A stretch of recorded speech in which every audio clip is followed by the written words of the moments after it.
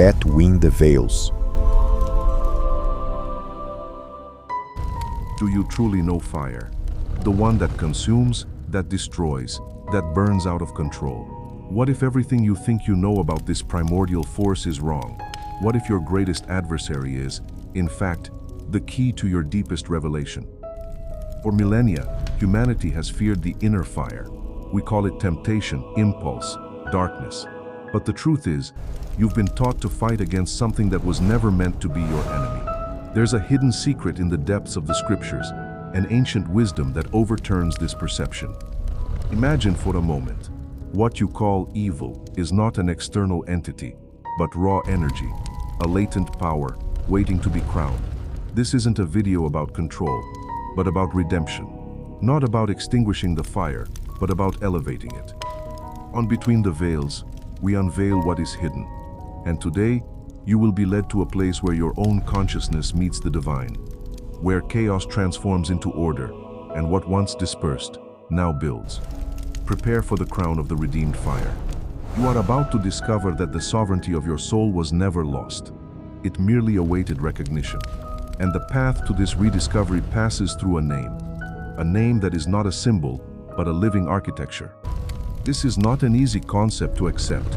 It challenges centuries of doctrine, of fear, of repression. But truth, when revealed, has the power to liberate. And the truth is that the fire within you is not to be put out, but to be elevated. You will feel the tension, the doubt, the resistance. But continue, because what is about to be revealed can change how you see yourself, how you see the world, and how you understand the very purpose of your existence. The fire is calling. Will you answer?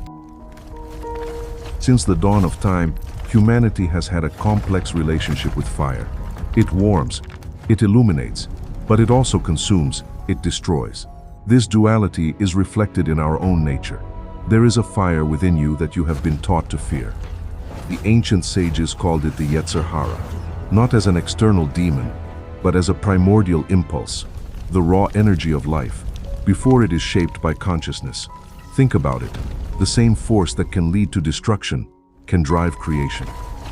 Have you felt this force, that overwhelming passion, that uncontrollable desire, that rage that seems to come from nowhere?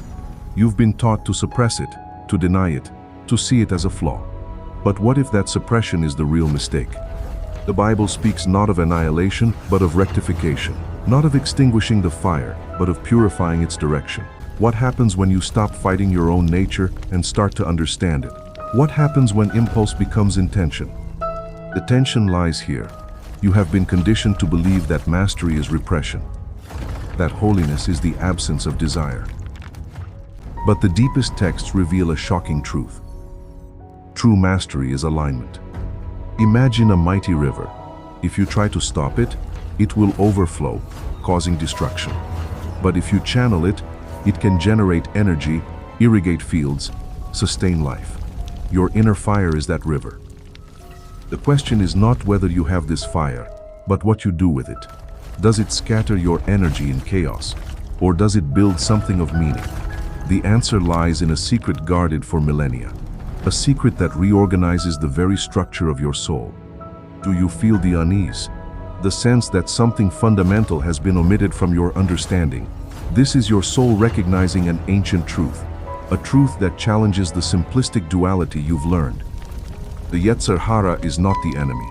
It is the raw material, the primal energy that, when illuminated by consciousness, becomes a motor for your evolution. But how do you illuminate something so wild, so powerful? The answer is not in a technique, but in a revelation. In a name that is not just a word, but an architectural force. An axis of restoration that reorganizes chaos into cosmos. Are you ready to see what lies at the center of it all?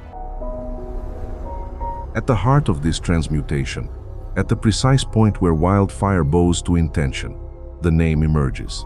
Not as a mere sound or symbol, but as the very structure of divine order.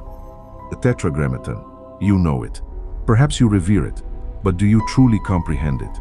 It is not an external protection, an amulet. It is a map, a diagram of your own soul. Each letter is a stage, a phase in the crowning of your consciousness. The first letter, the Yud, is the indivisible point, pure consciousness, before any manifestation. It is your innermost self, the seed of everything. Next, the Hai, the expansion, the perception that illuminates impulse, that gives form to the formless. It is the moment you begin to see fire not as an enemy, but as an energy to be understood.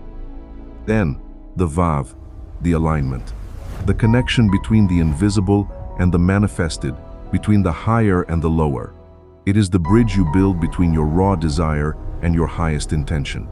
And finally, the Hai, again, the manifestation, the stabilization of light in the lived world. It is when the fire, once chaotic, becomes an offering, a vehicle of ascent. Do you see? The name does not impose control. It restores order. It does not extinguish the fire, but elevates it to its original function. What once consumed, now illuminates. But here lies an even deeper mystery.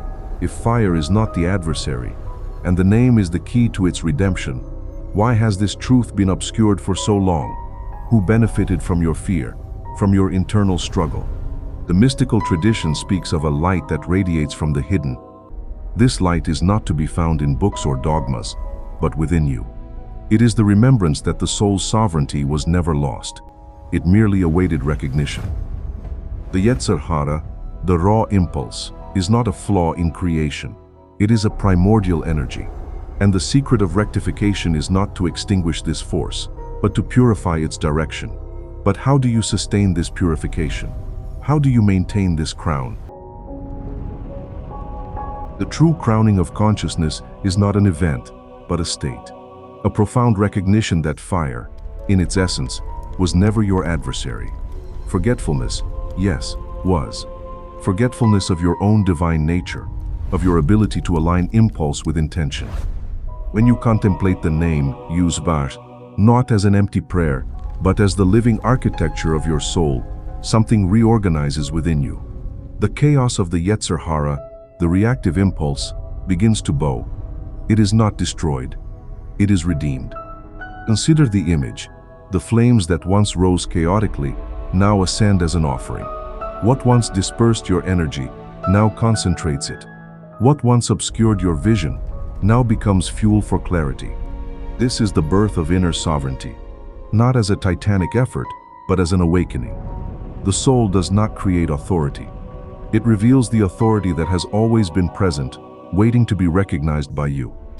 You are not fighting evil. You are reminding yourself of the original order, of the correct hierarchy of being, where light governs effortlessly, and fire serves as a vehicle for the presence, where impulse becomes intention, reaction becomes choice, and noise becomes direction. The crown of the redeemed fire is not a prize to be won, but a truth to be lived. It is your consciousness crowning your inner fire, transforming what was feared into power. It is your soul in perfect alignment with the divine. What will you do with this revelation? Will you continue to fight against what is part of you, or will you embrace your totality? The choice is yours, but know that once you see this truth, there is no turning back. The journey to the soul's sovereignty is continuous, and this is just the beginning. There are other layers, other veils to be lifted. Even deeper mysteries await you. If you felt the resonance of this truth, if your inner fire has been awakened to a new possibility, then you know there is more to be revealed. Join us as we continue to unravel the deepest secrets of the scriptures.